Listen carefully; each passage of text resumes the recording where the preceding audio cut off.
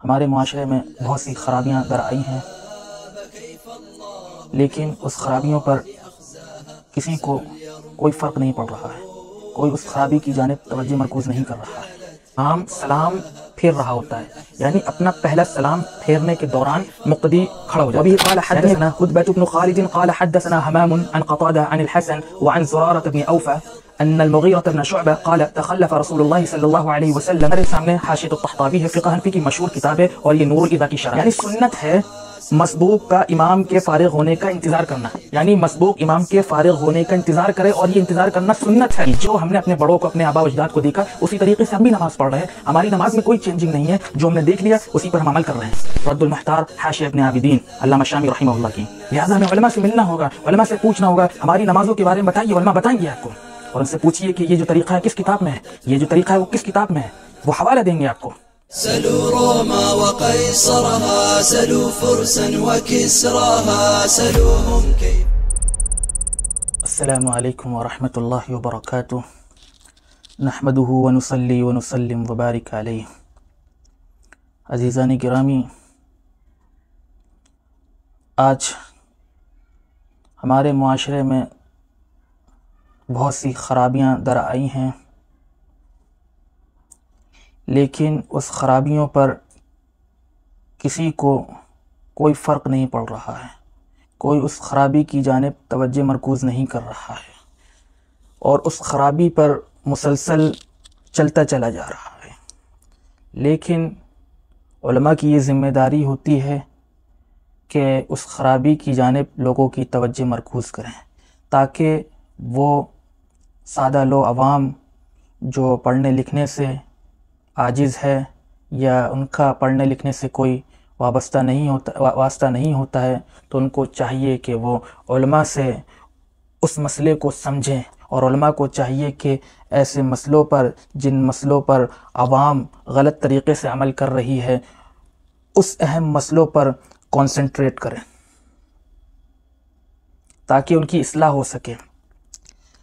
انہی اہم مسئلوں میں سے ایک مسئلہ یہ بھی ہے کہ مسبوق کب کھڑا ہو۔ مسبوق اس مقتدی کو کہتے ہیں جس کی چند رکعتیں چھوٹ گئی ہوں۔ وہ کب کھڑا ہو، اس کے کھڑے ہونے کا کیا وقت ہو۔ عام طور سے یہ دیکھا گیا ہے کہ مسبوق اس وقت کھڑا ہوتا ہے جب امام سلام پھیر رہا ہوتا ہے، یعنی اپنا پہلا سلام پھیرنے کے دوران مقتدی کھڑا ہو جاتا ہے، یعنی ابھی اس نے اپنے سلام کی ابتدا کی اور مقتدی کھڑا ہو گیا۔ آیا یہ طریقہ درست ہے یا نہیں ہے، اس کو سمجھنا ہوگا، اور اس کے لیے ہم حدیث نبویہ کی جانب دیکھیں گے کہ وہ اس مسئلے پر کیا روشنی ڈال رہا ہے، حدیث نبویہ سے ہمیں کیا روشنی مل رہی ہے۔ ہمیں اس چیز کو دیکھنا ہوگا، اور اپنی غلطیوں کو اصلاح کرنے کے لیے احادیث نبویہ کی جانب اور کتب فقہ کی جانب ہمیں جانا ہوگا، اور وہاں سے ہمیں روشنی لینا ہوگی کہ وہ اس مسئلے پر کیا روشنی ڈال رہے ہیں، اور وہ ان لوگوں کی حدیث نبویہ کی اس مسئلے پر کیا روشنی ہے، یہ ہمیں دیکھنا ہوگا۔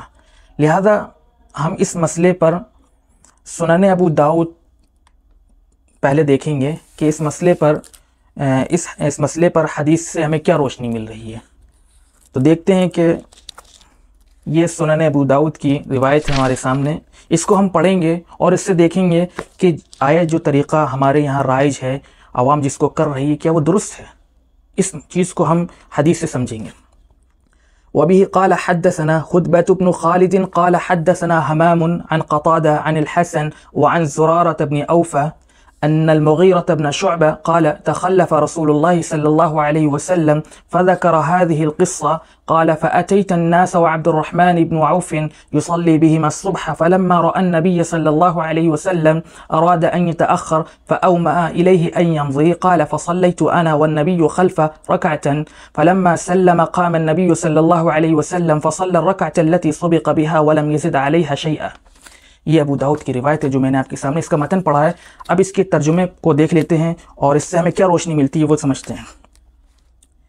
حضرت مغیرہ رضی اللہ عنہ فرماتے ہیں کہ قال تخلف رسول اللہ صلی اللہ علیہ وسلم، کہ ایک مرتبہ جناب نبی کریم صلی اللہ علیہ وسلم پیچھے رہ گئے. فذکر هذه القصہ، اور انہوں نے اس قصے کو بیان فرمایا. قال فرماتے ہیں کہ فأتیت الناس، ہم لوگوں کے پاس آئے، وعبد الرحمن بن عوف یصلی بہم الصبح، اس حال میں کہ عبد الرحمن بن عوف لوگوں کو صبح کی نماز پڑھا رہے تھے. فلما رأى النبی صلی اللہ علیہ وسلم، چنانچہ انہوں نے حضور نبی کریم صلی اللہ علیہ وسلم کو دیکھ لیا، اشارے سے کنایے سے یا پرکھ لیا ہوگا کہ حضور تشریف لا رہے ہیں. ان کی جلال سے، ان کی عظمت سے آدمی سمجھ جاتا تھا کہ حضور تشریف لا رہے ہیں. فأومأ إليه اراد ان يتأخر، انہوں نے چاہا کہ پیچھے ہو جائیں، یعنی مسند امامت سے پیچھے ہٹ جائیں تاکہ حضور تشریف لے آئیں. لیکن حضور نبی کریم صلی اللہ علیہ وسلم نے اشارہ فرما دیا کہ جاری رکھو، جاری رکھو، اسی پر رہو. قال فصلیت انا، حضرت مغیرہ کا یہ بیان ہے. قال فرماتے ہیں فصلیت انا، میں والنبی، اور نبی کریم صلی اللہ علیہ وسلم خلفہ رکعتین، ان کے پیچھے ایک رکعت پڑھی. فلما سلم، یہاں آپ کی توجہ مرکوز کرنا چاہتا ہوں. فلما سلم، جب حضرت عبد الرحمن بن عوف نے سلام پھیر دیا، سلمہ سلام پھیر دیا، قام النبی صلی اللہ علیہ وسلم، تو نبی کریم صلی اللہ علیہ وسلم کھڑے ہوئے. فصلی الرکعہ التی سبق بها، اور وہ نماز پڑھی جو رکعت چھوٹ گئی تھی وہ پڑھی انہوں نے. ولم یزد علیہا شیئا، اور اس پر کچھ بھی زائد نہیں کیا. اس حدیث سے ہمیں یہ روشنی ملتی ہے، اس سے یہ مسئلہ استخراج ہوتا ہے کہ مقتدی مسبوق اس وقت کھڑا ہو جب امام اپنے دونوں سلام پھیر دے. لیکن ہمارے یہاں کیا رائج ہے کہ مقتدی ایک سلام پھیرتا ہے، امام ایک سلام پھیرتا ہے اور مقتدی فوراً کھڑا ہو جاتا ہے. یہ طریقہ سنت کے خلاف ہے، یہ طریقہ درست نہیں ہے. یہ تو حدیث کی بات ہو گئی. اب ہم فقہ کی جانب چلتے ہیں اور دیکھتے ہیں کہ فقہاء کرام نے اس بارے میں کیا رائے پیش کی ہے اور ان کی کیا آراء ہیں اور وہ کیا اس مسئلے پر روشنی ڈالتے ہیں. یہ ہمارے سامنے حاشیۃ الطحطاوی ہے، فقہ حنفی کی مشہور کتاب ہے، اور یہ نور الاذا کی شرح ہے. اس میں فرماتے ہیں کہ وَيَسُنُّ انتظار المسبوق فراغ الامام ای من تسلیمہ المرتین، یعنی سنت ہے مسبوق کا امام کے فارغ ہونے کا انتظار کرنا، یعنی مسبوق امام کے فارغ ہونے کا انتظار کرے، اور یہ انتظار کرنا سنت ہے. ای من تسلیمہ المرتین، یعنی مسبوق امام کے دونوں سلام کا انتظار کرے. لوجوب المتابعہ، امام کی اتباع کے واجب ہونے کی وجہ سے انتظار کرے. فَإِن قَامَ قَبْلَهُ كَرِهَ تَحْرِيمًا، اگر وہ ایک سلام پر کھڑا ہو جاتا ہے، ایک سلام پر کھڑا ہو جاتا ہے، تو یہ عمل کیا ہے؟ مکروہ تحریمی ہے. یہ عمل مکروہ تحریمی ہے، اور مکروہ تحریمی حرام کے قریب تر ہوتا ہے، بس ایک اسٹیپ پیچھے ہوتا ہے حرام کے. لہذا ہمیں اس سے پتہ چل رہا ہے کہ جو ہم عمل کر رہے ہیں یہ عمل مکروہ تحریمی ہے، اور مکروہ تحریمی میں کوئی ثواب نہیں ملتا بلکہ گناہ ملتا ہے.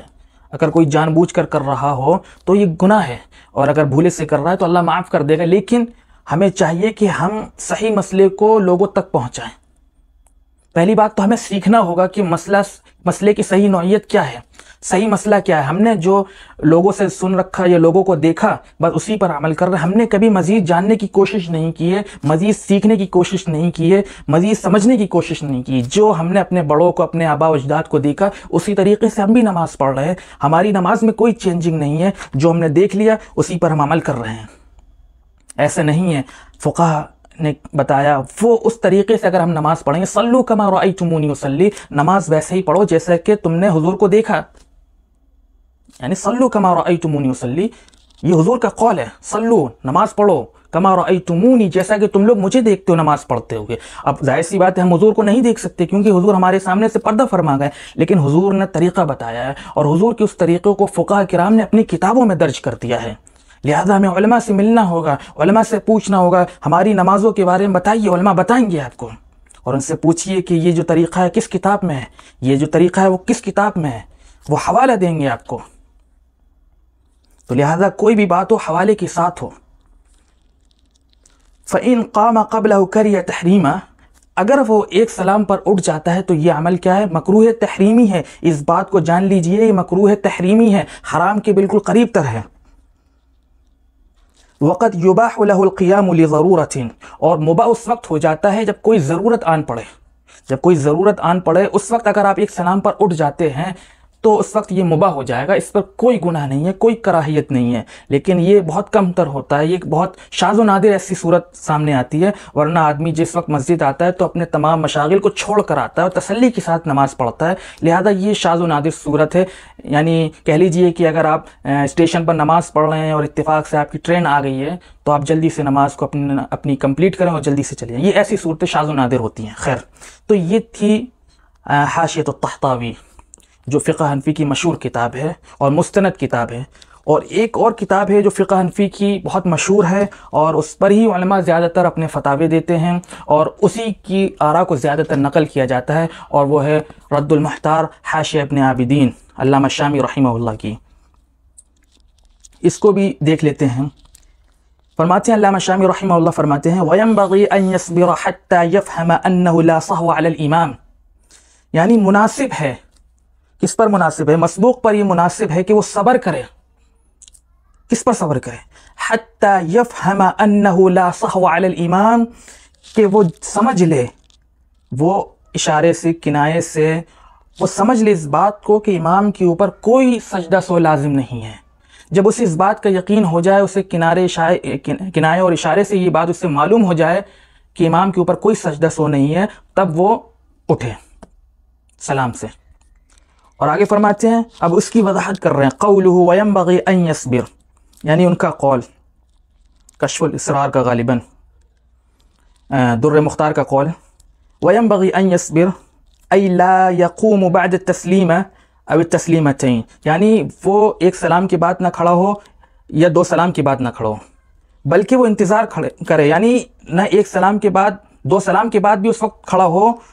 یہ مزید ان کی طرف سے اپنی رائے ہے کہ ایک سلام کے بعد نہیں بلکہ دو سلام کے بعد بھی اس وقت کھڑا ہو، وہ انتظار کرے. فراغ الامام، امام کے فارغ ہونے کا، بعدہما، دونوں سلام سے فارغ ہونے کے بعد امام کا انتظار کرے. جب امام دونوں سلام پھیر دے، السلام علیکم ورحمۃ اللہ، السلام علیکم ورحمۃ اللہ، وہ تھوڑا رکے. اب لگے کہ کہیں امام کو سجدہ سو تو نہیں کرنا، اب اسے یقین ہو جائے تب وہ کھڑا ہو. لیکن ہمارے یہاں کیا ہے، ابھی امام ایک سلام پھیر رہا ہے، ابھی سلام جاری ہے اس کا، لیکن ہم لوگ کھڑے ہو جاتے ہیں. یہ طریقہ غلط ہے اور یہ سنت کے خلاف ہے اور مکروہ تحریمی ہے. اس بات کو ذہن نشین رہے. اور بل ينتظر فراغ الامام بعدهما كما في الفیض والفتح والبحر، کتابوں کے نام ہے، ان تینوں کتابوں کے اندر یہ مسئلہ لکھا ہوا ہے. اور آگے فرماتے ہیں قال زندوستی فی النظم يمكث حتى يقوم الامام الى تطوعه او يستند الى المحراب، یعنی یہاں تک کہ وہ ٹھہرے، اتنا ٹھہرے کہ امام اپنی سنتوں کو پڑھنے لگے یا سنت کی جانب اپنی توجہ مرکوز کر دیں، یا سنت کے لیے آگے بڑھ جائے، سنت کے لیے کھڑا ہو جائے، یا وہ محراب کی جانب ٹیک لگا لے. یہ ان کی مزید تصریح ہے، لیکن صحیح طریقہ یہی ہے کہ امام دونوں سلام پھیر دے. اس دونوں سلام کے پھیرنے کے بعد مقتدی اور مسبوق کو چاہیے تب کھڑا ہو. لیکن ہمارے یہاں جو چل رہا ہے یہ بہت غلط طریقہ ہے، ہمیں اس کی اصلاح کرنی چاہیے اور امید ہے کہ ہم اس کی اصلاح کریں گے انشاءاللہ. بس یہی بات تھی جو عرض کرنی تھی. اللہ سے دعا ہے کہ اللہ تعالیٰ ہمیں کہنے سے زیادہ عمل کی توفیق عطا فرمائے. وآخر دعوانا ان الحمد للہ رب العالمین، والسلام علیکم ورحمۃ اللہ.